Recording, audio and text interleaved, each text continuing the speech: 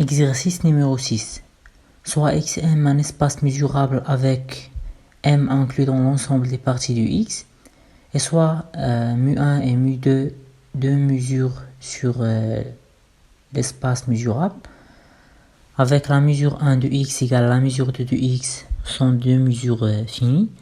On suppose que ces deux mesures à prendre une valeur sur un certain sous-ensemble epsilon inclus dans l'attribut m. Donc, pour toute e appartenant à epsilon, la mesure 1 de e égale à la mesure 2 de e, qui est stable par intersection finie.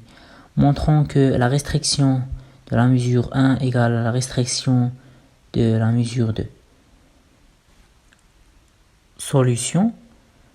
Donc, montrons que la restriction de la mesure 1 égale à la restriction de la mesure 2. Cette restriction est engendrée et est menue de l'attribut engendré par le sous-ensemble epsilon. Donc, soit l'ensemble A égale soit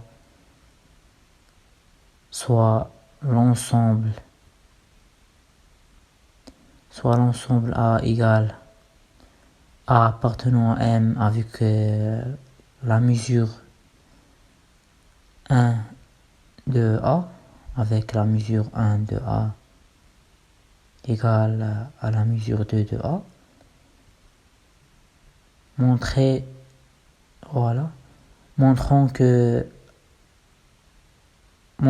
que l'ensemble A est une classe monotone. Montrons que l'ensemble A est une classe monotone. Donc, il suffit de vérifier les trois conditions d'une classe monotone. C'est facile, c'est juste le cours. On a déjà vu ça dans un exercice, dans les exercices précédents. Donc, on a x appartenant à A, car x appartenant à l'attribut m est la mesure 1 de x égale à la mesure 2 de x.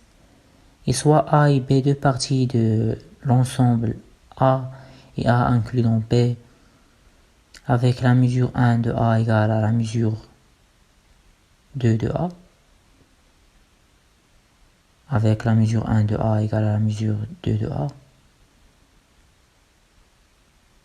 Et ces deux mesures se sont finies. Mesure 1 de A égale à la mesure 2 de A. Voilà, donc ce sont deux mesures finies. La mesure 1 de x égale à la mesure 2 de x est finie. Voilà. Pour A égale à x. Alors, B moins A appartenant à M et la mesure 1 de B moins A égale par définition égale à la mesure de B moins la mesure de A. Donc, la mesure 1 de B moins A égale à la mesure 1 de B moins la mesure 1 de A égale à la mesure 2 de B moins la mesure 2 de A, parce que la mesure 1 égale à la mesure 2 pour toute partie de x égale à la mesure 2 de B moins A. Voilà. Donc B moins A appartenant à l'ensemble A. Maintenant on passe à la troisième condition. Soit A une famille d'éléments de A, de l'ensemble A, tel que AN inclus dans AN plus 1. C'est-à-dire AN est une suite croissante pour tout n appartenant à n. Alors pour tout n appartenant à n, l'union des AN appartenant à l'attribut m est d'après la continuité croissante de la mesure. La continuité croissante, alors la mesure 1 de l'union des AN pour n appartenant à n égale à la limite des mesures 1 de AN pour n tend vers A plus l'infini. Donc d'après l'hypothèse de l'exercice, on a la mesure 1 de AN égale la mesure 2 de AN. Donc ça égale à la limite de la mesure 2 de AN quand n tend vers plus l'infini. Voilà, égale à la mesure 2 de l'union des AN pour n appartenant à n. De l'union des AN pour n appartenant à n. Donc, l'ensemble A est une classe monotone. Donc, l'ensemble A est une classe monotone qui contient le sous-ensemble epsilon qui contient epsilon appartenant à la tribu M qui est stable